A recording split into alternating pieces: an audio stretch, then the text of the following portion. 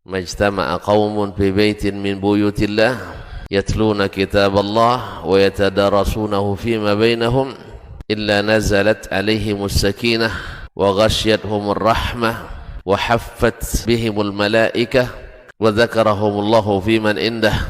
Tidaklah suatu kaum duduk di salah satu rumah Allah membaca ayat-ayat Allah dan sama-sama mempelajarinya kecuali turun kepada mereka as-sakinah, ketentraman dan kenyamanan, wa ghasyiyatuhumur rahmah, dan mereka diliputi pula oleh rahmat, kasih sayang dari Allah Subhanahu wa taala, wa haffat bihimul malaikah, dan mereka pun dikelilingi oleh para malaikat karena malaikat suka majlis-majlis zikir dan ilmu.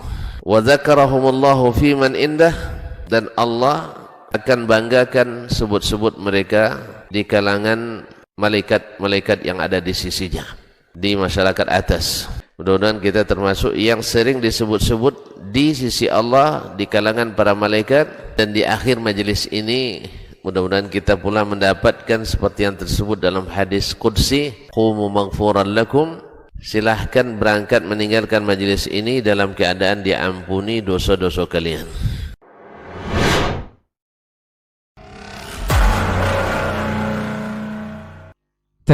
Bismillah, assalamualaikum warahmatullahi wabarakatuh.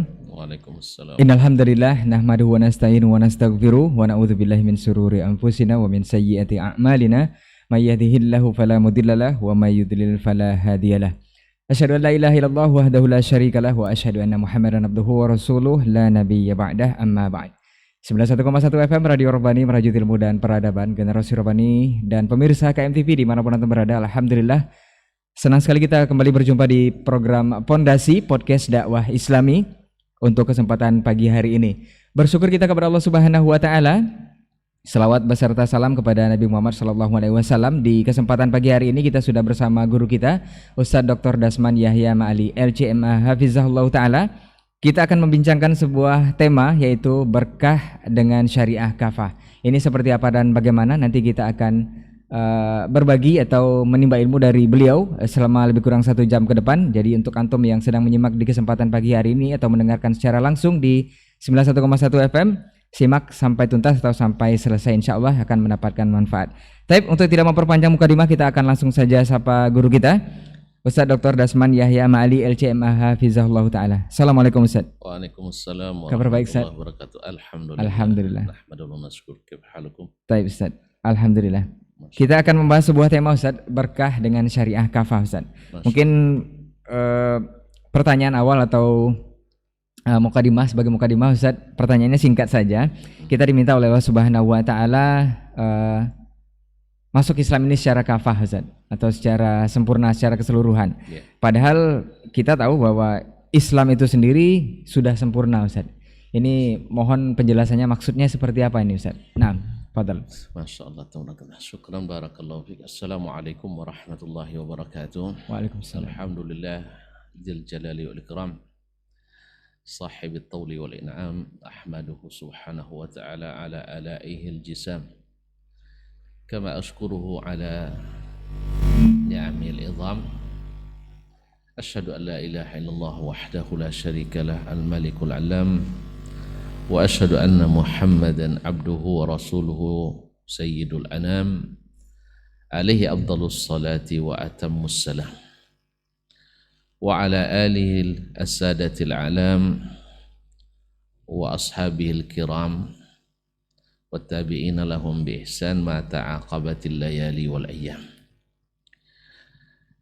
أما بعد، فأولى ما يفتتح به الكلام في مثل هذا المقام الوصية بتقوى الله الملك العلام وطاعته على الدوام، فإن تقوى الله أعلى نسب، وإن طاعته أغلى مكتسب، إن أكرمكم عند الله أتقاكم، وتزودوا فإن خير الزاد التقوى. Para pendengar, para pemirsa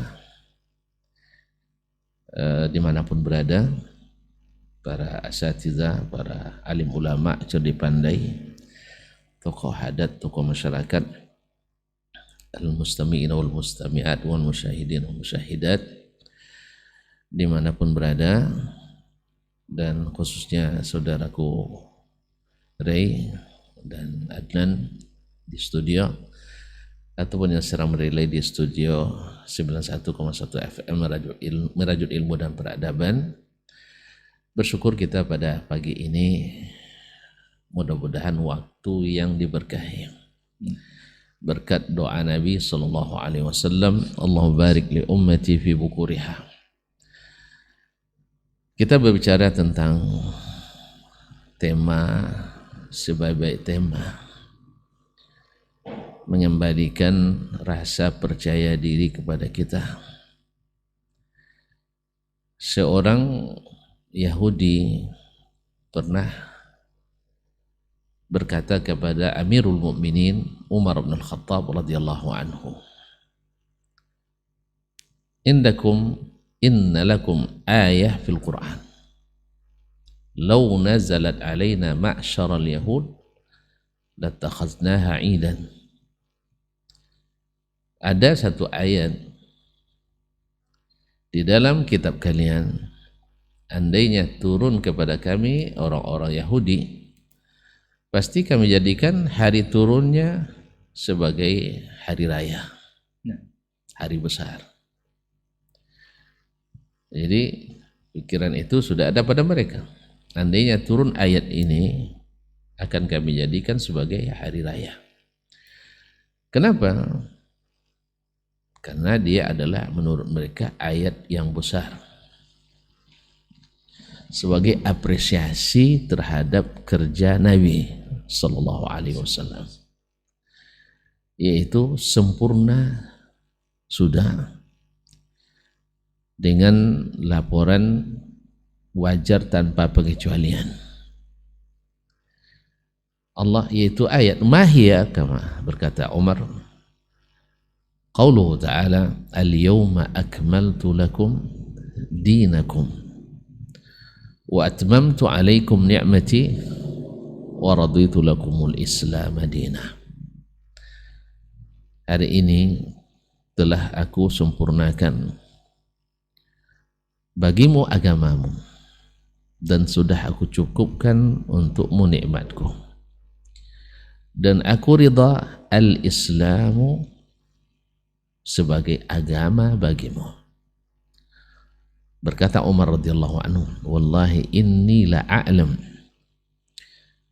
mata unzilat ala Rasulillah sallallahu alaihi wasallam wa fi ayyi makan, innaha nazalat fi yaumi Arafah wa kana Rasulullah sallallahu alaihi wasallam ala naqatihi. Kata Umar, demi Allah saya tahu kapan ayat ini diturunkan kepada Rasulullah sallallahu alaihi wasallam dan di mana. Dia diturunkan pada hari Arafah, di saat Nabi alaihi salatu wassalam sedang menunggang ontanya. Ma'asyiral kiram dirahmati Allah, mendapatkan ayat ini sahabat pada bersyukur dan bergembira, karena agama sudah sempurna. Agama sudah sempurna. Ya patut bagi mereka penderitaan yang selama ini mereka alami, kesempitan yang senantiasa menghantui rasa takut, khawatir diganggu dan diintimidasi. Alhamdulillah, seperti janji Allah Subhanahu wa taala, wal aqibatu lit taqwa. Kesudahan yang baik itu adalah bagi ketakwaan, dan Allah berjanji akan menolong para rasulnya. Alhamdulillah, idza jaa nasrullahi wal fath wa ra'aitan nasa yadkhuluna fi dinillahi afwaja. Apabila datang pertolongan Allah dan kemenangan itu, dan kamu melihat manusia berbondong-bondong masuk ke dalam agama Allah, apa yang harus kau lakukan? Fasabbih bismi rabbika wastaghfir. Maka bertasbihlah, pujilah, sucikan Rabbmu sebagai tanda syukur dan berterima kasih, dan mohon ampun kepadanya. Subhanallah, Karena ampunan itu dibutuhkan oleh siapapun. Karena ampunan kalau sudah didapat, rahmat pun segera mendekat. Dan itu syarat kalau mau masuk surga yang penuh dengan nikmat. Innahu kana tawwaba, sungguh Allah Maha penerima taubat, Maha penerima taubat.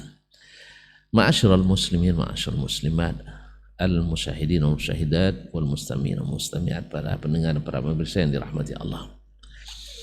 Nah, ayat ini adalah akhir-akhir ayat yang turun kepada Nabi sallallahu alaihi wasallam yang menjadi cap khatimah, sebagai cap pengesahan akhir bahwa Islam itu sudah sempurna.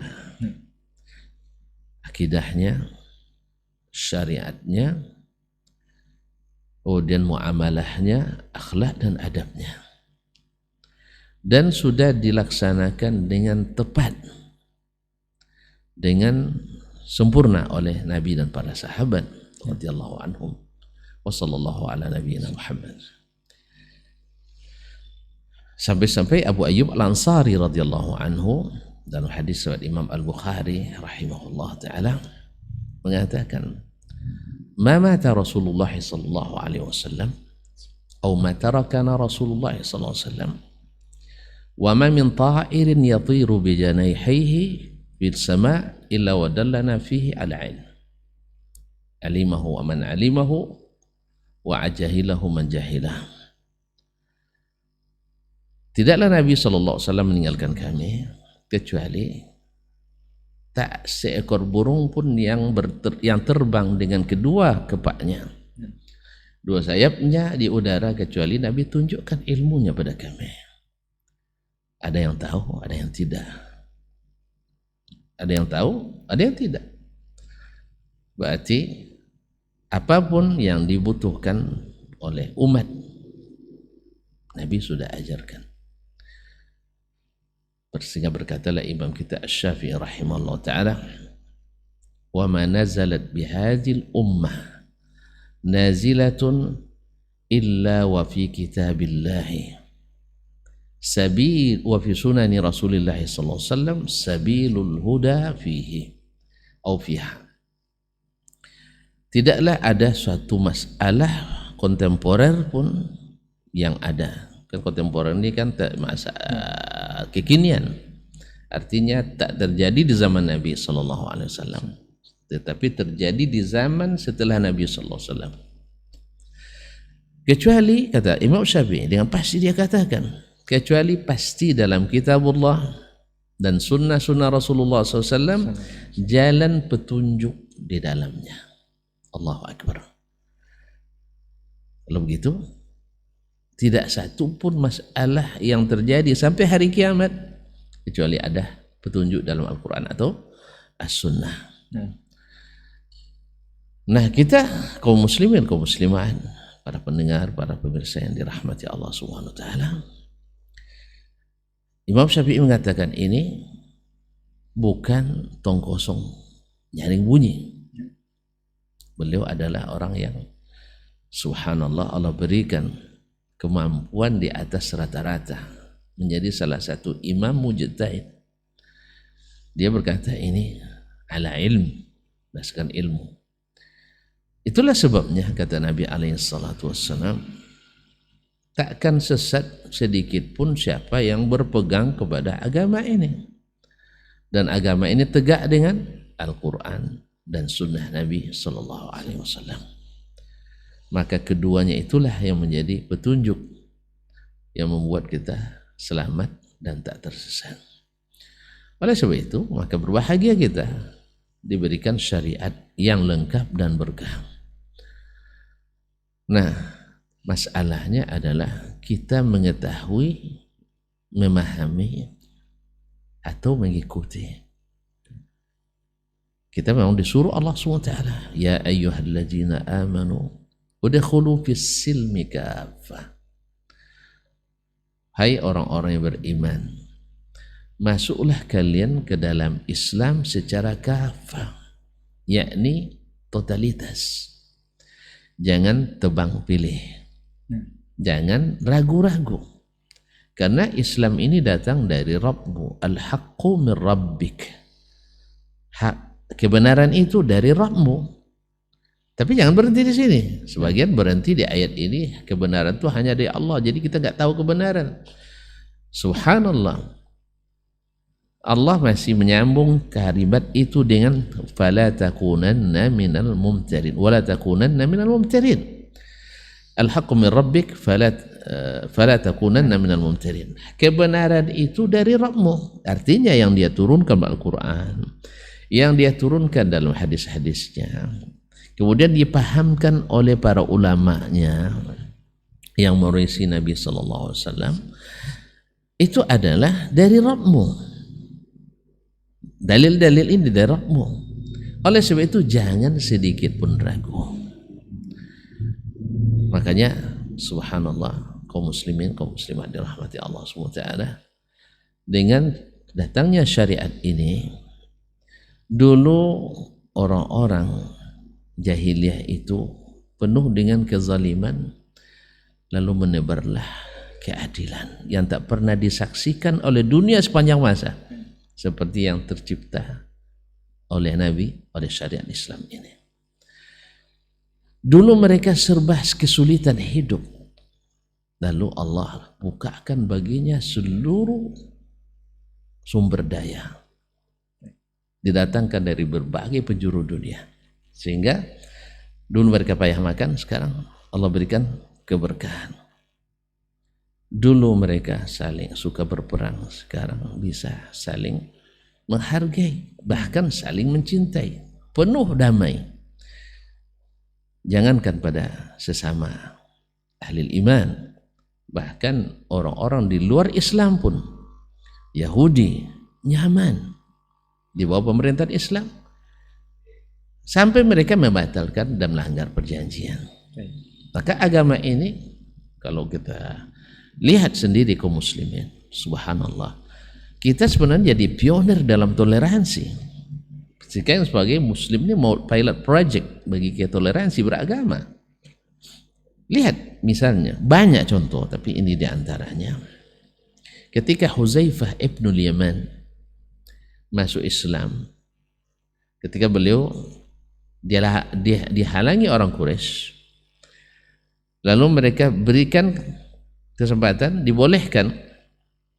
dibolehkan untuk hijrah ke Madinah oleh orang Quraisy dengan syarat la tuqatilna ma Muhammad sallallahu alaihi wasallam, dengan syarat kamu jangan ikut membantu Muhammad memerangi kami. Allah, padahal Nabi sangat membutuhkan personil, apalagi seperti Huzaifah radhiyallahu anhu, Huzaifah bin Yaman. Ketika dia datang dan diterima Nabi sallallahu alaihi wasallam, terjadi peperangan dengan orang Quraisy, perang Uhud.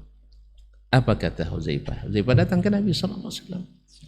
Ya Rasulullah, kami sebelum hijrah ini sudah buat berjanji dengan orang Quraisy, orang musyrikin, musuh bebuyutan, bahwa kami tidak akan memerangi mereka bersamamu. Apa kata Nabi sallallahu alaihi wasallam? Aufi bi ahdihim. Kalian wajib menepati janji ini. Akhirnya Huzaifah dan saudaranya disuruh Nabi pulang. Insarifah. Nufi bi ahdihim wa nasta'inullaha alaihim. Kita akan tepati janji dengan mereka dan mohon pertolongan Allah untuk melawan mereka. Lihat kaum muslimin. Musuh bebuyutan.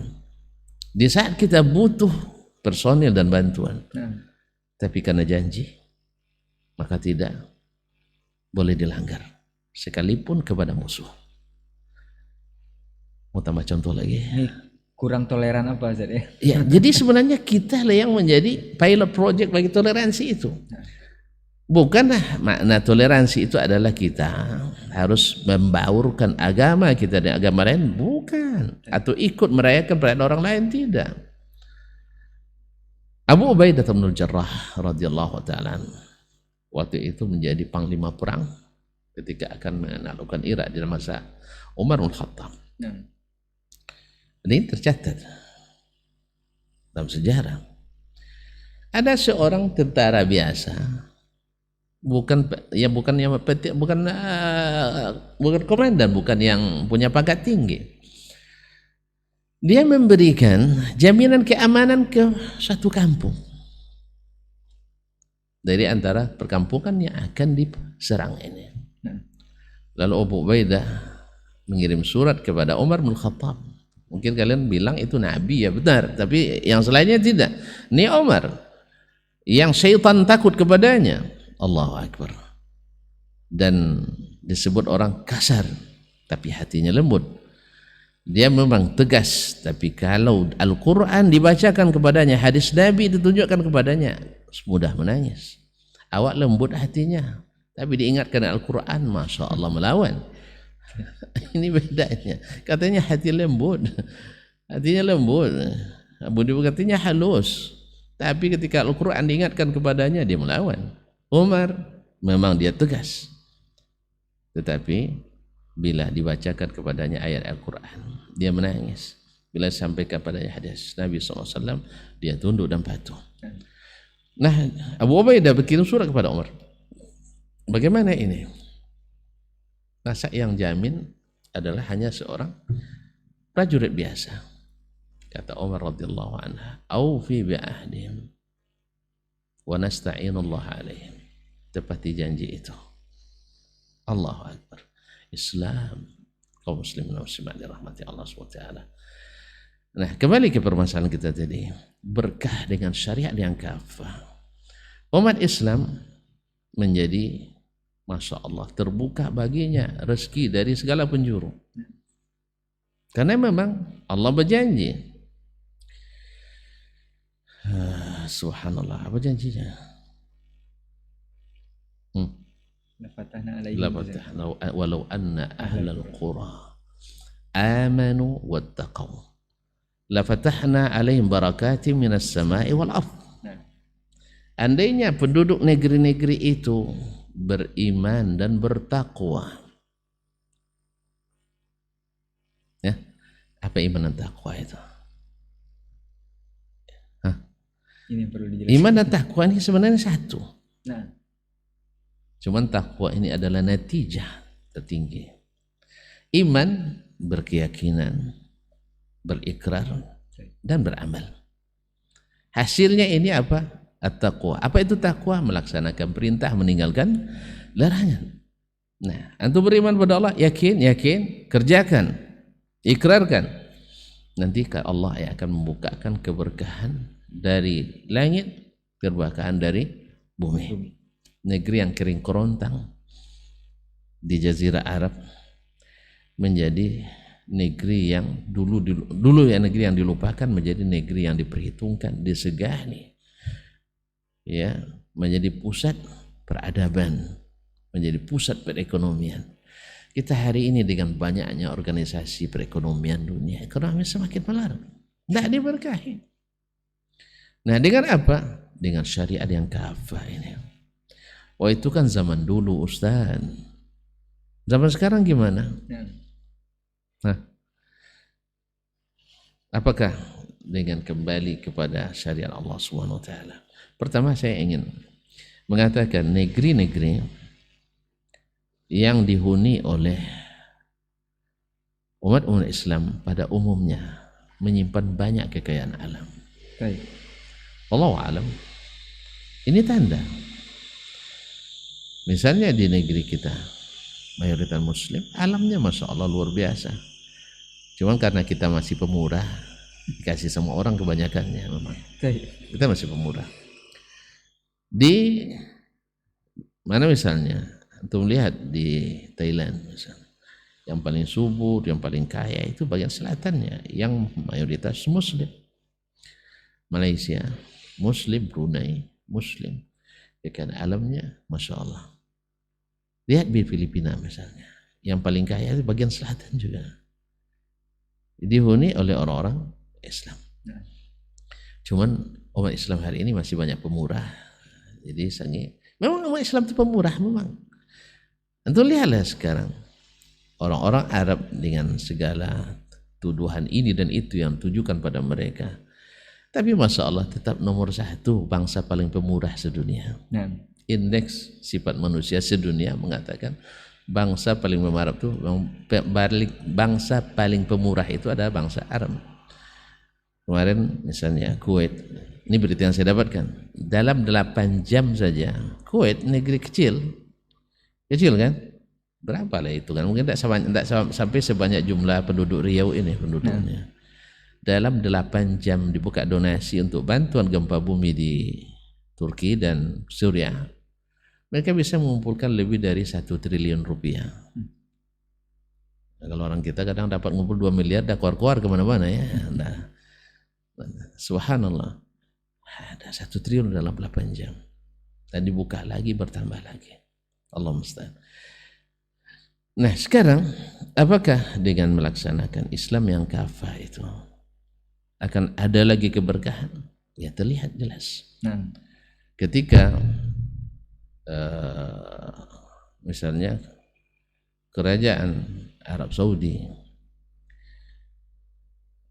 dengan lahirnya dakwah Syekh Muhammad bin Abdul Wahab berkolaborasi dengan keluarga Ali Saud, Imam Muhammad Saud Al-Kabir, bekerja sama dan menerapkan secara kafah sesuai dengan kemampuan mereka, akidahnya berdasarkan Al-Quran dan Sunnah, kemudian syariatnya diterapkan syariat Al-Quran dan Sunnah, bahkan undang-undang dasar negaranya adalah Al-Quran dan Sunnah berdasarkan pemahaman as-salafus salih.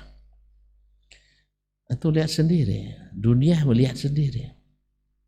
Mulailah Allah bukakan berbagai keberkahan di negeri itu yang dulunya orang-orang tua mereka bercerita di masa-masa dulu sebelum kerajaan itu berdiri. Orang-orang yang di Mekah dan Madinah itu sangat berharap sisa-sisa perbekalan jemaah haji dan umrah ditinggalkan untuk mereka sebagai penyambung hidup mereka. Nah sekarang menurut antum gimana kira-kira? Lebih dari itu sih. Yang sekarang berharap siapa? Justru para pendatang jemaah haji dan umrah berharap kalau sampai di Mekah dan Madinah dapat hadiah dari orang sana. Baik, Ustaz, ini afwan Ustaz, Anda potong Ustaz. Ya. Ini mungkin akan lanjut dari penjelasan Ustaz tadi. Ya. Ada Muslim fundamentalis Ustaz. Ya. Ini istilahnya seseorang khususnya di negeri kita ini dilabeli seperti itu, khususnya orang yang menjalankan Islamnya sesuai dengan syariat yang dijelaskan oleh Allah dan Sunnah Rasulullah SAW, itu dicap adalah Muslim fundamentalis, Muslim yang ya dengan label-label sekarang radikal dan segala macamnya, dengan alasan tidak bisa beradaptasi dengan lingkungan karena sedikit-sedikit ini dilarang, sedikit-sedikit ini tidak boleh, sedikit-sedikit ini kafir dan bid'ah dan segala macamnya. Dicap seperti itu seorang Muslim yang menjalankan Islamnya secara kafah. Mungkin lanjut dengan penjelasan yang tadi Ustaz. Ini apakah ini benar atau seperti apa Ustaz? Baik, barakallahu fikum. Sebenarnya hak melarang itu tidak ada hak satu orang pun. Yang hak melarang itu melarang sebenarnya itu adalah hak para pemangku kebijakan. Baik. Artinya saya tak akan melarang antum melakukan, cuma memberitahukan. Itu adalah kewajiban semua kita. Semua kita, alhamdulillah, kita saat ini kan tinggal di negeri yang menganut paham demokrasi. Artinya ada kebebasan untuk mengungkapkan, memberitahukan, menyampaikan, beramar ma'ruf, nahi munkar. Kan ada jaminan itu di negara ini. Dan ada kebebasan bagi setiap agama dan setiap person pemeluk agama mengamalkan agama menurut keyakinan masing-masing seperti dalam pasal 29 Undang-Undang Dasar 45. Jadi ketika antum mengamalkan Islam menurut pemahaman antum, ya pemahaman masing-masing, lalu kita tunjukkan ke depan orang, apakah artinya kita memaksakan orang? Demi Allah tidak. Kita hanya mencontohkan apa yang kita pahami dari syariat Islam ini. Kalau kita ambil dalam berbagai masalah, ya misalnya baik masalah fikih, masalah akidah, ya sekarang kan orang pada Masya Allah rajin berdebat sekarang. Misalnya orang mengatakan kalau antum berpaham, mereka sebut paham Wahabi, ya dengan tauhid trinitas katanya. Ini menyebut tauhid trinitas, ini mengafirkan orang ini. Otomatis kan mengafirkan karena seolah-olah menyekutukan Allah dengan tauhid ini. Tapi mudah-mudahan bukan itu maksudnya. Kayak orang marah itu begitulah. Yang baik pun akan jadi buruk. Susah nyusun kalimat gitu. Iya. Ada orang sedang marah, kita kasih duit, tidak mau dia. Padahal dia sangat butuh waktu itu. Habis minyak bensinnya, duit nggak ada. Dia mau minjam tempat lain, yang tempat minjam nggak ada. Lalu antum kasih, dia tidak mau. Apa sebab? Sedang marah. Itu satu. Jadi apa namanya? Jadi kita amalkan ini. Kita amalkan berdasarkan dalil-dalil Al-Quran dan Sunnah. Kalau mau jujur saja, untuk satu amaliyah sekarang, antum nak memahami agama dari mana? Dulu Ibnu Abi Duad mendebat Imam Ahmad rahimahullah, bahwasanya Al-Quran dan Sunnah saja tidak cukup, harus ikut logika di dalamnya. Imam Ahmad bilang, ajibun amruk, kamu ni aneh wahai Ahmad bin Abi Duad. Hal qamal islamu illa ala kitabillah wa sunnati Rasulillah sallallahu alaihi wasallam. Bukankah agama ini tegak di atas Quran dan Sunnah, tidak ada yang lain? Kalau antum tanya di zaman sahabat, apa dalil Al-Quran, Sunnah? Bagaimana Rasulullah SAW meyakini, bagaimana Rasulullah SAW mengimani, bagaimana Rasulullah mengerjakan. Nah sekarang kan enggak. Orang ingin masukkan selain daripada Al-Quran dan Sunnah yang mereka sebut dengan dalil akli, dalil akal, dan menjadikan akal lebih dominan daripada Al-Quran dan Sunnah. Mereka lupa bahwa sesatnya orang sesat di masa jahiliyah, ya, sesatnya orang sesat di masa jahiliyah karena apa? Mendominankan akal di atas nakal. Nah sekarang tersesatnya orang sekarang, ya tersesatnya orang sesat sekarang juga karena mendahulukan akal daripada nas, daripada wahyu. Apapun alasannya, pemahaman tekstual kontekstual, pemahamannya yang sifatnya situasional atau kondisional dan sebagainya. Semua itu semuanya Islam yang jangan inklusif, jangan eksklusif, harus Islam futuristik. Pakailah semua istilah. Ini kan perang istilah seperti kata Profesor Abdul Latif Busyikhi dari Maroko. Dia bilang ini perang istilah. Orang sering bermain di bahasa, main di istilah. Sehingga yang sudah jelas jadi buram kembali. Sekarang mendefinisikan bid'ah yang sudah jelas oleh ulama sekarang diulang kembali, direkonstruksi kembali definisinya, sehingga tidak ada lagi yang namanya bid'ah dalam agama kecuali baik. Saya nak nanya ke antum, kalau tanya ke orang yang berpaham ada bid'ah hasanah, coba contohkan bid'ah hasanah, bid'ah yang tidak hasanah. Susah mereka carinya. Paling-paling sebabnya orang sholat subuh 3 rakaat, takkan ada selamanya. Takkan ada selamanya. Padahal Nabi sudah pastikan terjadi ikhtilaf yang membuat kita berpuak-puak. Akibat apa? Akibat bid'ah tadi. Ada terbayang nanti orang bikin sholat subuh 3 rakaat. Tidak akan pernah. Sholat az-zuhur 4 rakaat, 5 rakaat tidak akan pernah. Insya Allah sampai kiamat selama masih ada orang belajar rukun Islam, rukun iman, tak akan ada orang menambah rakaat sholat fardu. Yang akan ada adalah menambah aksesoris dan modifikasi pada sesuatu yang sudah ada sama Nabi alaihissalatu wassalam. Jadi itu akhirnya kenapa dituduh radikal? Kita tidak pernah memaksa orang, tapi mendakwai orang iya. Menyebutkan yang salah itu salah, ya mustahil lah. Kalau begitu semua orang menyalahkan, nanti radikal dia. Sekarang pertanyaannya, mana yang lebih radikal? Orang yang membubarkan kajian daripada orang yang mengajak mengaji? Yang membubarkan. Katanya orang yang lembut dakwahnya suka memprovokasi, menghasut, memfitnah. Sedangkan yang menyampaikan Al-Quran dan Sunnah Ya, walaupun menyebut kadang-kadang aliran-aliran yang terlibat sesat misalnya, tapi tak pernah mengatakan kalau seandainya nanti, ya sekarang yang paling gencar kan Asy'ariyah Maturidiyah kan, orang-orang sufi juga berkolaborasi.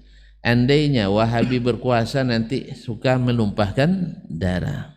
Saya nak tanya sekarang, pernah enggak dai yang digelar Wahabi mengatakan hati-hati bila Asy'ariyah berkuasa suka membantai, suka mengafirkan orang? Walaupun semua golongan ini terlibat mengafirkan orang, termasuk Asy'ariyah. Kan lucu kan, ya ketika orang mengatakan Syekh Muhammad bin Wahab adalah membawa aliran yang haus darah, padahal beliau melakoni perang, artinya sejak berdakwah sampai ini banyak sekali peperangan yang dialaminya karena diserang orang, ya hanya darah tumpah sekitar 4.000 sampai 5.000 orang selama 40 tahun, 160 kali lebih peperangan yang dilakoninya. Bayangkan dengan seorang ulama Asy'ari yang besar di Maroko, Ibnu Tumad misalnya, dalam 9 tahun atau 7 peperangan menewaskan 200.000 orang. Nah, kenapa ini tidak dianggap suka numpahkan darah? Coba dalam 9 tahun, bahkan pernah dalam seminggu itu 70.000 nyawa menyayang karena berbeda pendapat dengannya, berbeda pemahaman. Kenapa ini dituduh menumpahkan darah, ini tidak? Allah musta'an. Berarti kan tidak adil dalam menimbang. Sekarang fair aja kita dakwahkan, sampaikan, jangan dipaksakan. Insya Allah selesai masalah. Cuma tidak. Tapi sampai ada yang mengatakan hati-hati kalau Wahabi menyebar gersang negeri ini nanti. Nah, kan gersang negeri ini. Atau jangan terbalik, nah. Jangan terbalik nanti. Justru banyaknya amalia-amalia yang menyentuh-nyentuh kesyirikan atau setidaknya bertolak belakang dengan apa yang Nabi ajarkan. Baik. Saya nak nanya ke antum, ya tentang masalah rame-rame ke kuburan misalnya. Nah, namanya istighatsah, namanya tawassul.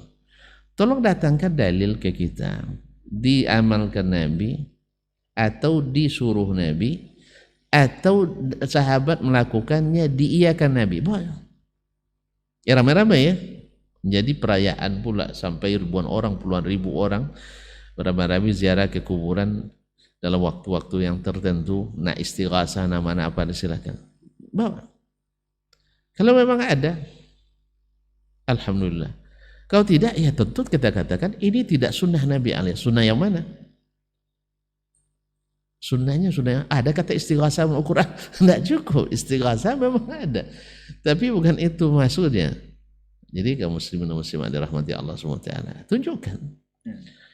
Atau Nabi membolehkan tawassul dengan zat orang soleh yang sudah meninggal, atau sahabat dibolehkan oleh Nabi, atau Nabi sendiri yang melakukannya. Mungkin akan dijawab Nabi tak akan pernah melakukannya, dia sebaik-baik manusia, ya kan? Ya, sebaik manusia, doanya mustajab. Nah, sahabat setelah Nabi meninggal, tolong datangkan Nabi dijadikan sarana tawassul oleh sahabat dalam hadis yang sahih, juga tidak akan ditemukan. Ada, tetapi satu sahih tapi tak sesuai makna yang dimaksudkan, atau palsu, atau dah jelas untuk apa lagi dibahas. Oleh itu ikhwani fillah, adapun tuduhan-tuduhan itu segalanya adalah memang fitnah, ya, yang menghentikan kajian. Siapa biasanya? Yang dituduh atau yang menuduh? Yang menuduh. Taib, yang menuduh orang memaksa. Kalau sampai menghentikan, memaksa atau tidak? Ya memaksa. Benar tak? Misalnya ustaz-ustaz kita yang dijuluki dengan Wahabi itu menghentikan ke orang sedang mengaji atau akan mengaji. Alhamdulillah tidak. Alhamdulillah tidak. Oleh itu kaum muslimin dan muslimat yang dirahmati Allah Subhanahu wa taala, maka tuduhan fundamentalis, teroris, radikalis sebenarnya juga dari orang-orang yang Ya kita saksikan sendirilah. Nah, Tidak paham dengan agama, dengan apa yang dituduhkan itu. tapi katanya hal ini bertentangan dengan makna keberkahan itu sendiri, Ustaz. Karena keberkahan biasanya katanya identik dengan negeri yang damai, negeri yang tidak pernah ada peperangan atau sedikit peperangannya. Karena kalau saling menyalahkan, saling berbantah-bantahan dengan hal ini justru akan memantik api perpecahan, Ustaz. Jadi tidak menghilangkan aura keberkahan itu sendiri katanya. Ini Ya betul, memang keberkahan itu tandai dengan damai. nah, Tapi apakah Nabi tak pernah melakukan peperangan? Sahabat tidak pernah memerangi. Apa sebab diperangi? Hah? Kenapa diperangi oleh Nabi alaihissalatu wassalam? Karena mereka tidak mau tunduk. nah, Sekarang kita mau tidak tunduk kepada apa yang disampaikan Nabi sallallahu alaihi wasallam? Kita tidak memerangi, justru menerangi. Nah, yang sibuk-sibuk, yang melakukan kekerasan, siapa sebenarnya? Coba dicatat, yang melakukan kekerasan, siapa yang demo? Yang mendemo masjid, yang menutup masjid, yang melarang pembangunan masjid, siapa? Yang bikin kacau itu siapa sebenarnya? Iya, dikatakan kita berdakwah, ya memang sebagian ya memang sangat ini, ya sangat apa namanya, ya sangat keras dan sangat ekstrem. Ada memang, tapi bukan di pihak sini saja. Di pihak sana juga ada yang lebih itu, bahkan membuat parodi-parodi yang tidak benar, berdusta. Berapa banyak mantan salafi wahabi yang sebenarnya hanya sandiwara yang dibuat. Lama-lama terbongkar juga. Ternyata hanya sandiwara yang dikarang-karang.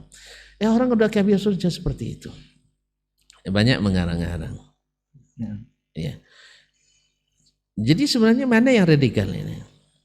Yang memaksa sampai-sampai menghasut pemerintah untuk mengeluarkan larangan misalnya. Membisik-bisikkan kepada yang berkuasa. Dan ini memang sejak zaman dulu ahlul batil itu selalu menggunakan kekuasaan. Lihat Ibnu Abi Du'ad dulu menjadikan penguasa sebagai pembungkam Imam Ahmad bin Hanbal rahimahullah ta'ala. Ya, dengan apa? Bukan dengan ilmu, dengan fitnah. Dan sayangnya kadang-kadang kan sebagian penguasa itu tidak menguasai agamanya dengan baik.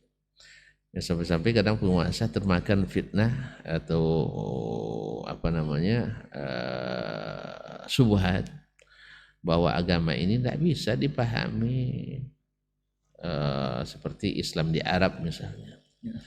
Ya kita harus ada agama yang sifatnya situasional tadi, kondisional.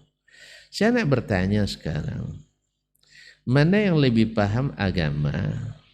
Orang yang belajar sedikit. Ini berbeda konteks sunnah nih ya. Kan ada orang misalnya kita belajar as-sunnah ini dari S1 sampai S3. Alhamdulillah ya, dengan kurikulum dan silabus yang lebih padat.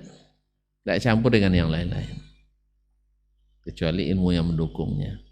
Dengan orang yang belajar as-sunnah hadis 2 semester. Itu pun dengan makalah-makalah. Dengan dosen-dosen yang notabene juga bukan ahli di bidangnya. Ini sekarang nih Masya Allah, saya lihat banyak di perguruan tinggi itu mengajar itu lebih banyak daripada sisi memberi kesempatan mengajar para dosen, bukan pada sisi keahlian. Misalnya ada orang yang ngajar hadis, tidak pernah punyalah berlatar belakang hadis. Nanti apa hasilnya? Mungkin jadi ahli hadis nanti. Ini di tingkat S2, S3. Ya, orang yang tidak pernah belajar hadis secara akademis, ya serius. Misalnya dari jurusan filsafat S1, jurusan S2, misalnya humaniora S3, misalnya hubungan internasional, tiba-tiba diberi materi belajar fikih hadis misalnya. Apa yang akan terjadi ini? Akan terjadi. Lalu nanti datang dia dengan pikiran seperti itu. Hadis itu tidak boleh pahami secara tekstual saja. Itu Dr. Dasman tekstual pemahamannya itu. Saya nak nanya ke antum, saya yang belajar hadis 1 sampai S3 ya dengan muatan materi mutu boleh diadu nih. Mohon maaf. Artinya muatan materi ya di sini yang kita pelajari bandingkanlah dengan tempat-tempat lain, silahkan. Nah, bisa orang yang belajar hadis sambil bercampur-campur dengan yang lain itu lebih paham hadis daripada saya yang yang memang takhasus spesialis di situ. Makanya dalam sebuah seminar nasional, waktu itu saya sebagai keynote speakernya, ada anak cerdas, saya akui anak itu cerdas, dari salah satu universitas Islam terkemuka di negeri ini. Dia mengatakan, ternyata Pak Dokter, ulama-ulama tafsir, ulama-ulama hadis belum menafsirkan Al-Quran dan hadis secara komprehensif. Saya terkesima memang. Ya, terkesima saya mendengarnya. Anak masih S1 seperti ini sudah membuat statement yang tak berani dikatakan oleh orang-orang sekelas Al-Albani misalnya dalam hadis. Bahkan kalau kita ambil ulama sebelumnya sekelas Ibnu Hajar tidak berani mengatakan itu kepada para pendahulunya. Ini orang yang belajar hadis, ya mungkin hafal arba'innya mungkin belum selesai. Nah, lalu dia katakan itu. Lalu saya tanyakan, kamu ini perkataan kamu atau perkataan orang lain? Ya, sebab kalau perkataan kamu saya nak tanya nanti. Tapi kalau perkataan orang lain, saya ingin tahu siapa yang mengatakan. Lalu diakui, ya pertama saya tanya, untuk tafsir, Anda sudah menamatkan berapa tafsir? Dengan guru saya bilang, bukan baca sendiri. Saya mulai dengan tafsir yang besar dulu. Tafsir Tabari dah tamat. Tentu gelengannya sangat kuat belum? Baik. Tafsir Al-Khazin sudah tamat juga belum. Tafsir Ibnu Katsir belum. Baik. Tafsir Al-Muyassar juga belum. Lalu di mana Anda tahu bahwa ulama tafsir belum menafsirkan Al-Quran secara komprehensif, belum lengkap? Padahal ada lebih dari 4.300 kitab tafsir yang pernah ditulis oleh para ulama, dari mulai tafsir tahlili, tafsir maudhu'i, tafsir lugawi, dan bahkan tafsir isyari ditulis para ulama. Antum udah baca belum? Belum. Terus gimana cara kamu mendapatkan konklusi hukum seperti ini? Ya, seperti ada orang berhebat kan, baca apa enggak? Enggak, tapi saya paham katanya. Gimana paham tapi enggak baca? Dia paham katanya tapi enggak baca. Gimana caranya itu? Orang paham tapi enggak baca. Mengenai kesimpulan, ketika ditanya seseorang apa namanya dhawabitnya, apa rambu-rambu yang digunakan oleh Syekh Muhammad Wahab dalam mengafirkan orang, paham enggak? Ada baca tapi lupa. Anda berada di pihak menyalahkan tapi lupa dengan dhawabit orang, berarti tuduhan kosong, pepesan kosong. Inilah modelnya. Cerdas memang, cuman tafsir belum pernah dibaca, tapi sudah mengatakan ulama tidak selesai menafsirkan Al-Quran. Saya tanya lagi hadis, sudah tamat Fathul Bari untuk Sahih Bukhari? Juga belum. Kalau begitu, ini statement tak patut kita katakan. Tak patut kita katakan. Lalu siapa yang mengatakannya? Dia sebut sebuah nama. Oh, sebuah nama. Ya kalau saya tidak salah, S1-nya filsafat, S2-nya jurusan humaniora, S3-nya jurusan hubungan internasional. Walaupun tamat luar negeri. Tidak ada kait mengait dengan ilmu tafsir dan ilmu hadis. Terus di mana dia dapat? Mungkin tercecer, terselip dalam pernyataan orientalis. Akhirnya sesuai dengan pikirannya. Dilihatnya kondisi umat Islam di lapangan, memang mereka tidak mengerjakan Islam secara kafah. Antum sekarang jangan marah kalau ada sebagian tokoh kita mengatakan, saya lihat Islam di barat tapi melihat umat Islam di timur. Umat Islam di timur ramai, Mungkin maksudnya Indonesia juga barangkali ya, karena paling ramai di tempat kita di Indonesia. Tapi Islam itu saya temukan di Barat katanya, walaupun saya tidak setuju. Karena mereka dari sisi akhlak. Makanya antum kalau jadi dai memang harus, ya kalau tidak punya ilmu banyak ya minimal akhlaknya harus, ya kalau tidak pun memuaskan tapi jangan terlalu mengecewakan lah. Ya, rajinlah senyum, ya rajin berbaik sangka, jangan suka berbantah, itu penting. Ya, jangan bermuka masam terus. Marah boleh marah tapi harus adil. Tetap dalam keadaan koridor hak, dalam keadaan suka atau tidak suka. Ini kawan sendiri sudah berpuluh tahun bersama, tiba-tiba satu kali dia tidak memenuhikan apa yang kau inginkan. Antum lalu mengeluarkan statement ini tidak jelas manhajnya. Gimana? Ya sudah bertahun-tahun ya bergelimang saling mendukung, saling bersama dalam mendakwakan sunnah ini, tiba-tiba karena satu masalah kecil yang sebenarnya bisa diselesaikan dengan mudah, mungkin bisa saja di kepengurusan di yayasan misalnya, antum nak jadi ketua, dia tidak turun-turun jadi ketua misalnya, lalu gara-gara itu antum membuat fitnah, dia tidak jelas manhajnya. Supaya apa? Supaya menimbulkan kekacauan dalam dakwah. Ini syaitan.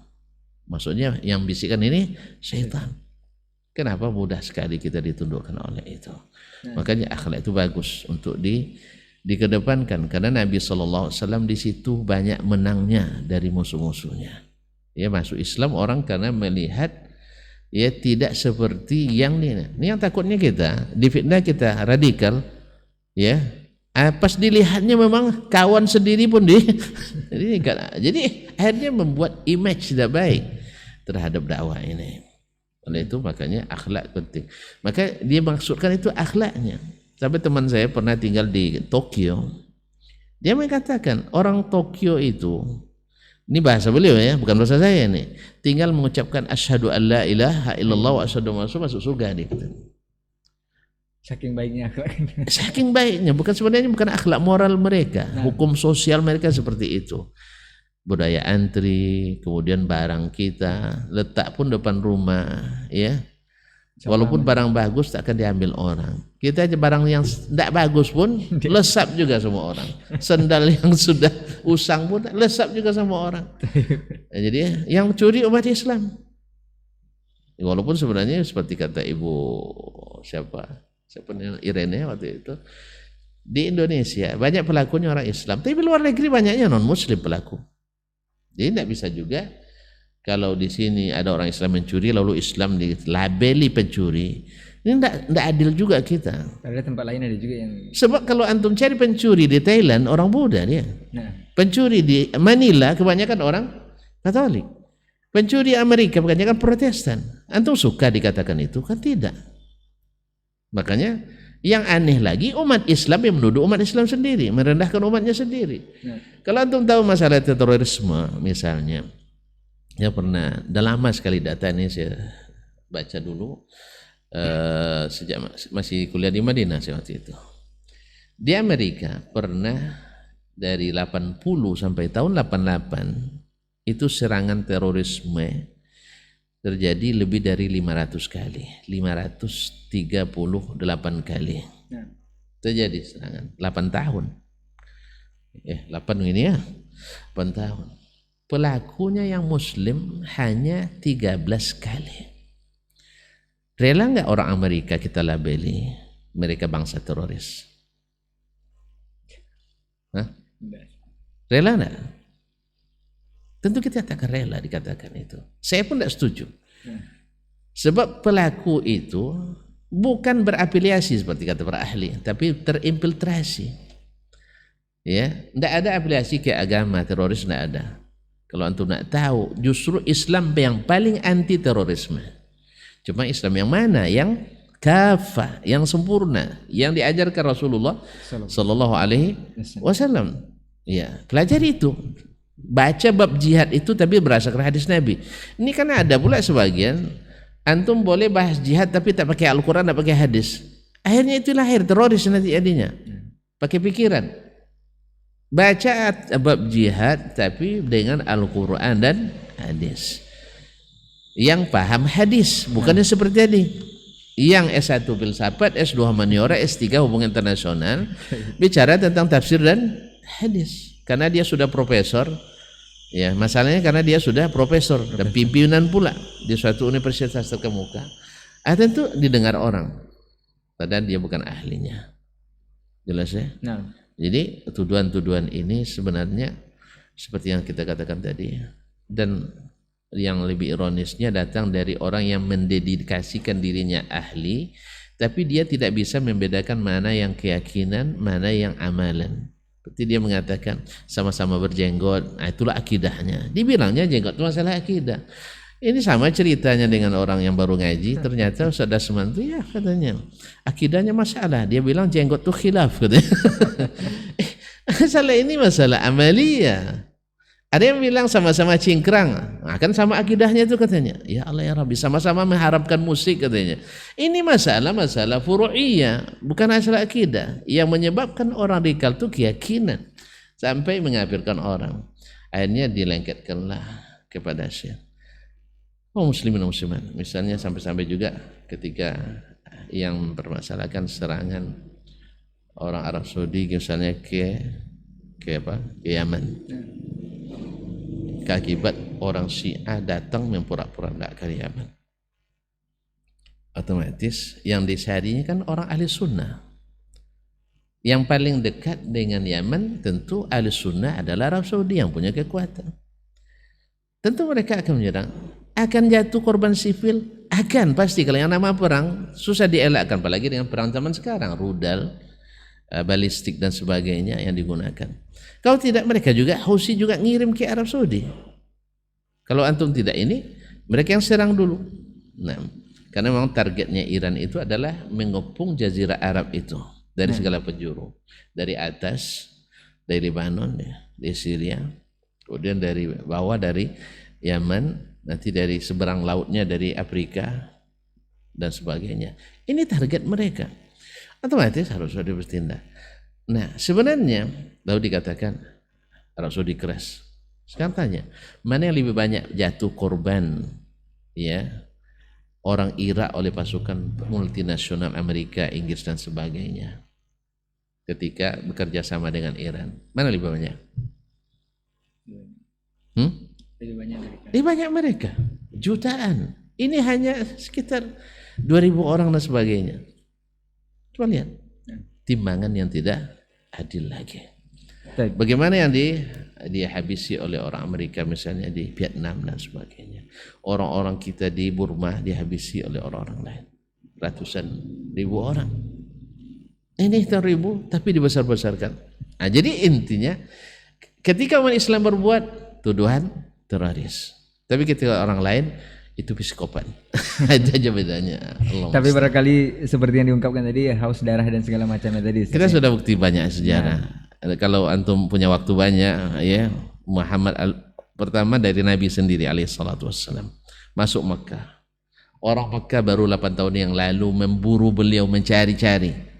Targetnya hidup atau mati. Kepala Nabi disembarakan dengan Abu Bakar. Ketika beliau kembali Fatuh Makkah tahun ke-8, 8 tahun, lupa antum tuh? Orang yang menyakiti 8 tahun, lupa enggak? Hah? Ingat. Kan lupa. Bukan hanya berapa banyak jatuh korban dari kaum muslimin oleh kaum musyrikin dengan kejahilan dan kezaliman. Tapi Nabi datang bukan untuk menghabisi, tapi untuk menghidupkan. Tapi kok perang Nabi? Ya jelas orang melawan tentu tidak mungkin antum tidak perang. Ya orang melawan, hak kita diambil dengan paksa, tentu itu. Nah, Abu Nabi SAW izabu anhum tulaqa. Sahabat-sahabat yang lain seperti Umar radhiyallahu anhu ketika menaklukkan Baitul Maqdis. Orang Nasrani sendiri menuliskan dalam sejarah mereka bagaimana toleransinya Umar bin Khattab radhiyallahu anhu ketika menaklukkan Baitul Maqdis. Salahuddin al-Ayyubi, kemudian Muhammad al-Fatih ketika masuk ke Hagia Sophia, gereja Hagia Sophia, dan seterusnya. Inilah contoh-contoh terbaik kita. Padahal lihat bagaimana ketika orang-orang itu masuk Baitul Maqdis ratusan ribu, ketika orang-orang Mongol masuk ke Baghdad jutaan, ketika orang Portugal menguasai kembali Andalus, ratusan ribu darah ditumpahkannya. Kita tidak, alhamdulillah. Baik. Barangkali ini satu lagi catat. Nah, tak ada orang Islam menjadi penjajah. Tak ada bangsa Muslim yang menjadi penjajah, baik di masa lalu maupun sekarang. Justru memberikan kehidupan. Nah, kita selalu menjadi korban dijajah. Cuman masalahnya kita juga dijajah oleh media dan pemikiran. Dan akhirnya saudara-saudara kita yang tidak belajar agamanya dengan baik bisa diperalat untuk menjadi umat Islam sesama mereka tidak nyaman. Nasallallahu alaihi wasallam. Baik Ustaz. Berikutnya Ustaz, apakah berbicara tentang berkah dan dengan syariat kafah ini, apakah kafahnya syariat yang kita jalankan dengan keberkahan negeri ini mempunyai karakteristik atau ciri-ciri? Apakah itu bisa diraih oleh satu negeri, dan apakah negeri kita ini sudah boleh dikatakan negeri yang diberkahi Ustaz? Baik. Nah, saya katakan alhamdulillah negeri kita ini dengan keadaan kita yang hanya seperti ini, alhamdulillah diberkahi. Nah, kita apapun kita masuk atau campakkan tumbuh dia, dan akan semakin berkah bila Al-Quran Sunnah merekah di negeri ini. Tentu saja akan berbeda dengan ketika Al-Quran Sunnah itu betul-betul menjadi ruh kehidupan kita, keyakinan kita, ibadah kita, muamalah kita, akhlak adab kita. Kita lihat sendiri ya, alhamdulillah negeri yang begitu luas tapi keamanannya terjamin. Ya, coba bayangkan yang tidak dinikmati oleh negeri manapun. Semua makanan yang ada di dunia ada di situ. Seperti doa Nabi Ibrahim dulu. Dan tidak semua yang ada di situ ada di dunia lain. Coba bayangkan. Kemudian ada seorang manajer dari Indonesia dulu. Ketika dia berangkat ke Arab Saudi, seperti yang dia ceritakan dalam dalam diri pribadinya, dia katakan saya berburuk sangka dulu, karena memang itu yang disampaikan. Orang Arab itu pemalas, datang lambat pulang cepat. Sampai selesai itu banyak pula cerita, azan orang pergi pula ke masjid. Wah. Lalu berangkatlah beliau ke sana. Jadi manajer di sebuah perusahaan, kalau tidak salah Aramco, perusahaan minyak kolaborasi Arab Saudi dengan Amerika. Lalu dia saksikan sendiri. Subhanallah, memang di sisi waktu kita lebih berjibaku. Kita berangkat sebelum subuh tidak sholat subuh, pulang lepas isya tidak sholat isya. Gitu kita. Ya, berjibaku memang, tapi gajinya kecil dan selalu serba kesulitan. Kayaknya tidak pernah merasakan bahagia. Apa sebab? Masuk 3 juta, langsung keluar lagi 2.950.000. Ansuran utang ini, utang itu. Kapan menikmati? Sholat tidak peduli, ngaji tidak ada. Ayo bayangkan. Mereka Masya Allah kadang datang jam 9 katanya. Habis itu ngeteh dulu. Tapi nanti azan maghrib subuh, azan zuhur mereka ke masjid, tutup kantor. Subhanallah, saya saksikan katanya. Pekerjaan selesai, gaji besar, mereka bahagia. Kita waktu kerja panjang, gaji kecil, selalu bilang sulit. Coba tanya lihat. Ya, pegawai-pegawai kita baru aja terima gaji masih basah mukanya. Cuma numpang lewat. Iya, tapi mereka subhanallah. Makanya wajar mereka, karena sudah menikmati dan bahagia, maka mereka bisa membahagiakan orang lain. Ya, sehingga kita lihat sendiri, ini tren berbuka puasa, semoga Ramadan yang sudah dekat kita nikmati. Tren berbuka puasa di masjid-masjid, dari mana kita dapat? Lihat dari mereka.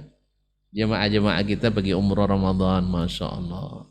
Ada yang tak mengeluarkan serial pun untuk makan selama bulan selama berumrah ke sana, asal sesuai makanannya. Nak makan ada di pelataran, nak ada nasi. Nak makanan roti ada di dalam ada. Pokoknya antum asal mau aja ke masjid, tidak perlu belanja. Misalnya, kecuali antum punya selera khusus. Di mana kita dapatkan? Itu mereka charter tempat itu sebulan penuh itu, sebulan penuh. Dosen juga kayak kita. Coba antum, mungkin tidak dosen seperti saya melakukan itu sebulan penuh? Hah? Nggak mungkin. Dapat sekali sehari dalam Ramadan itu mungkin udah hebat kita. Ini rata-rata mereka begitu. Apa sebab? Mereka sudah bahagia sehingga mau berbagi bahagia. Saya punya kaidah, orang tak pernah bahagia takkan pernah membahagiakan orang. Walaupun duitnya banyak, walaupun pangkatnya banyak, tinggi, walaupun prestasinya hebat, dia belum menikmati bahagianya. Tidak mungkin membahagiakan orang. Kalau orang seperti ini, jangan dekat-dekat dengannya, antum ketularan susah hidupnya. Masyaallah. Nah, jadi nampak keberkahan itu kaum muslimin dan muslimat dirahmati Allah. Jadi ketika orang semua merasa bahagia, keamanan pun karena mereka semuanya berbagi bahagia. Walaupun tentu saja tidak seperti bahagia di surga, yang apa namanya, yang orang-orang yang berbuat buruk itu tetap ada. Tapi seburuk-buruknya tentu mungkin barangkali juga di antara ada lebih baik mereka daripada kita. Sebagai contoh, ini contohnya. Tapi jangan ditiru dah. Nah, ini jangan ditiru. Ada teman jadi guide, bukan teman saya, teman dari teman. Ya, dulu waktu di Jakarta saya diajak bertemu dengannya, dia jadi guide. Karena beliau itu tamat Gontor, jadi pandai bahasa Arab, pandai bahasa Inggris. Nah, jadi tamunya ya kebanyakan orang Arab lah. Di antara yang diceritakan waktu itu yang paling aneh yang dia dapatkan, preman-preman Arab itu walaupun datang ke sini bikin dosa, dia bikin maksiat katanya, bawa perempuan kan, karena kita siapkan. Di sana kan tidak ada disiapkan, di sini disiapkan. Apa kata dia? Aneh bin ajaibnya di sini sedang berjalan dengar azan, apa dia bilang? Stop, nusalli, kita sholat dulu. Jemaah dia sholatnya.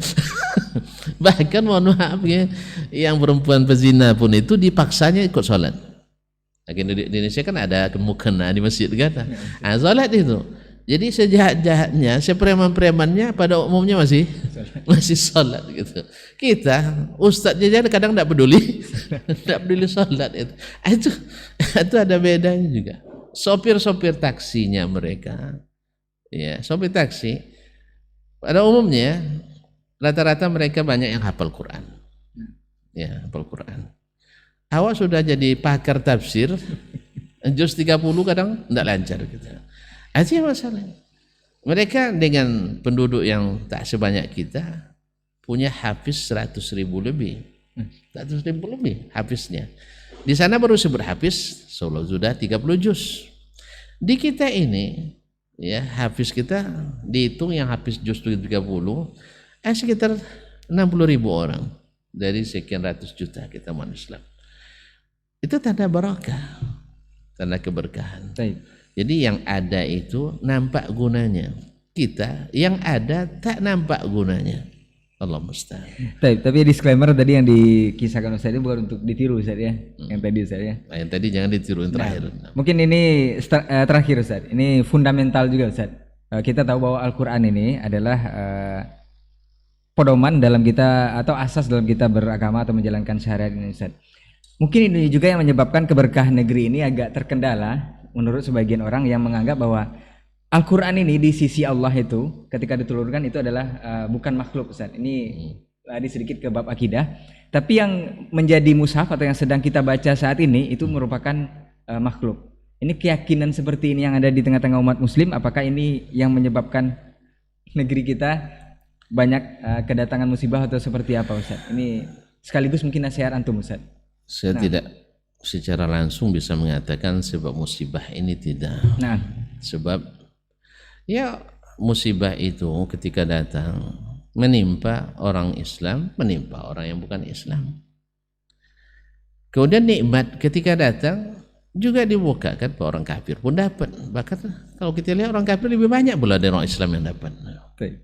Jadi masalah ini tidak otomatis ia menjadi bukti bahwasanya, karena yang namanya musibah itu kan oleh para ulama dibagi, ada yang mensifatnya musibah sebagai azab bagi yang berbuat maksiat.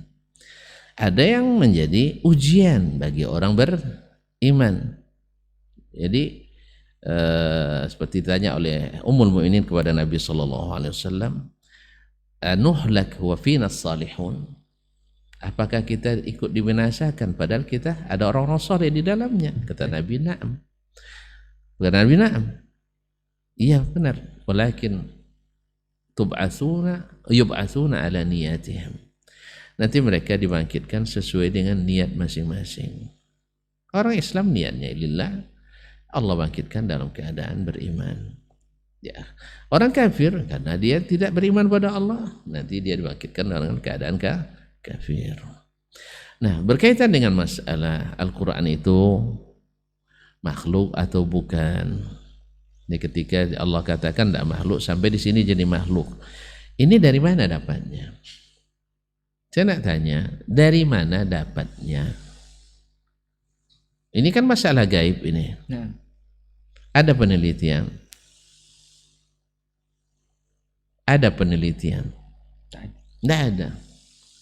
Semuanya hanya perkiraan.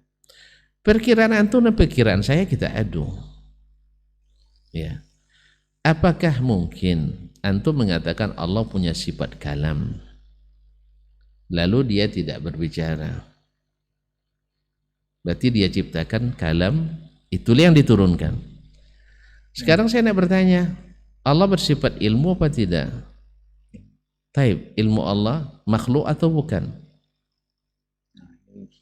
Hah? Kalau ilmu Allah bukan makhluk, berarti berkata Allah juga bukan makhluk. Kan begitu?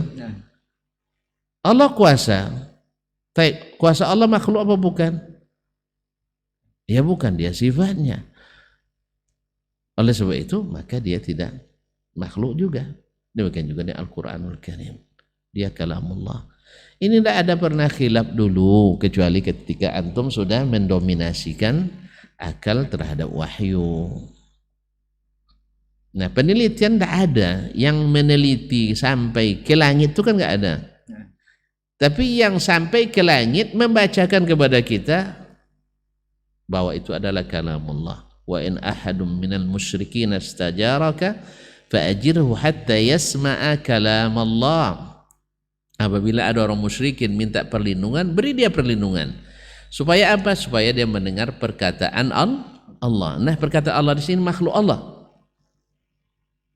Bukan yang diganti Al-Qur'anul Karim. Oleh itu kaum muslimin dan muslimat yang rahmati Allah SWT, ini juga wallahu alam sumber dari petaka umat berselisih, sehingga sampai seorang imam seperti Imam Ahmad menjadi korbannya. Sebagian mengatakan, oh ini jangan berselisihkan lagi.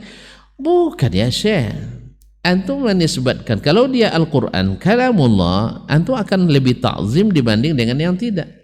Kan ada seorang dosen yang mengatakan ketika orang Islam, orang luar negeri, waktu itu tentara Inggris di Irak menginjak Al-Quran di Masjid Basrah, kan demo orang se-Indonesia, se-dunia waktu itu umat Islam. Masuklah dosen ini ke ruangan mahasiswa Islam semuanya di perguruan tinggi Islam. Dia tamat Belanda nih, masya Allah, atau tamat luar negeri lah. Pokoknya bukan di negeri Islam belajar Islamnya, tapi belajar Islam pada orang non Muslim. Inilah hasilnya.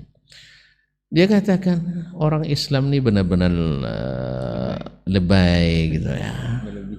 Ya Al-Quran diinjak orang kok sampai demo ke sana kemari. Ini perlu pencerahan ini. Nah, Al-Quran yang ada sama kita ini kan kertas, media saja. Yang aslinya ada di Lauhul Mahfuz. Jelas? Ada di antara yang hadir mahasiswa baru itu, maba pula kan, yang berani dan tahu gitu. Dia maju ke depan. Ada diktat Pak dosen, Pak, boleh saya pinjam diktat? Oh ya silakan. Boleh saya baca bolak-balik. Bagus sekali nih Pak katanya. Bagus sekali. Iya, ini sudah siapkan sejak 5 tahun yang lalu. Saya perbaiki terus. Akhirnya diludahi sama anak ini, kemudian dihempas ke lantai, diinjak-injak. Marah gak dosen? Kenapa marah? Saya tidak injak kepala bapak katanya. Ilmu bapak itu ada di kepala bapak. Ini kan media saja. Hah? Akhirnya dia nak mukul anak itu, ternyata anak pandai pula berdiri diri kan. Akhirnya keluar dosennya bawa malu. Dia mempermalukan dirinya sendiri. Ini akibat salah satu dari keyakinan tadi. Dia tidak meyakini sebagai kalamullah ini hanya media saja yang diciptakan Allah SWT. Kertasnya pabrik yang dimiliki orang-orang non-muslim pula kertasnya kan. Jadi dia tidak meyakini itu sebagai kalamullah. Ya, maka kita katakan bahwa Al-Quran kalamullah, diam, selesai masalah. Karena memang Al-Quran, hadis mengatakan itu. Ketika kita mulai membahas perkataan saya, lafzi, Al-Quran dan sebagainya, ini kaum lafzi ya. Ini mengundang perdebatan yang tidak berkesudahan. Nah, antum suka berdebat atau suka berbuat? Masalahnya zaman kita yang hebat tuh yang pandai berdebat. Setelah kalah debat pun klaim menang juga. Ya, keteter tidak bisa menjawab pertanyaan, tapi tetap juga akan mengatakan dia yang menang. Apa sebab? Karena yang dicari bukan kebenaran tapi pembenaran. Nasallallahu alaihi wasallam. Baik, jazakallah khairan Ustaz untuk diskusi dan perbincangan kita di pagi hari ini. Alhamdulillah apa yang sudah disampaikan nanti bisa kita aplikasikan dan bisa kita pahami bersama bahwa berkahnya negeri ini dengan syariat yang kafah, tidak tebang pilih Ustaz ya. Lakukan dengan sempurna sesuai yang sudah dijabarkan oleh Rasulullah SAW. Jazakumullah khairan untuk waktu dan kesempatan dan juga ilmunya. Afwan untuk semua salah kata kita bicara. Insyaallah di kesempatan lain kita akan bersama dengan tema yang berbeda. Kita tutup dengan doa kafaratul majelis. Subhanakallahumma wa bihamdika asyhadu an la ilaha illa anta astaghfiruka wa atubu ilaik. Wassalamualaikum warahmatullahi wabarakatuh. Di para sahabat itu, kaum muslimin, yang terbayang bagi mereka itu adalah infak, yang terbayang bagi mereka adalah sebuah kebahagiaan, keselamatan di akhirat yang kekal dan abadi di sisi Allah tabaraka wa taala. Semua kita boleh klaim sekarang. Kamu cinta Nabi? Cinta Ustaz. Cinta Nabi? Cinta Ustaz. Termasuk saya. Cinta Nabi? Cinta. Kapan tahunya? Besok di akhirat. Maka apa kata Nabi sallallahu alaihi wasallam? Amalur rajuli biyadihi. Penghasilan yang terbaik adalah pekerjaan yang dilakukan oleh seseorang dengan tangannya sendiri. Wa kullu bai'in mabrur, dan setiap jual beli yang mabrur. Ini aktivitas ini membantu saya di akhirat atau akan menyulitkan saya di akhirat? Kalau seandainya perbuatan itu ternyata akan menyulitkan kita di akhirat kelak, tinggalkan perbuatan itu.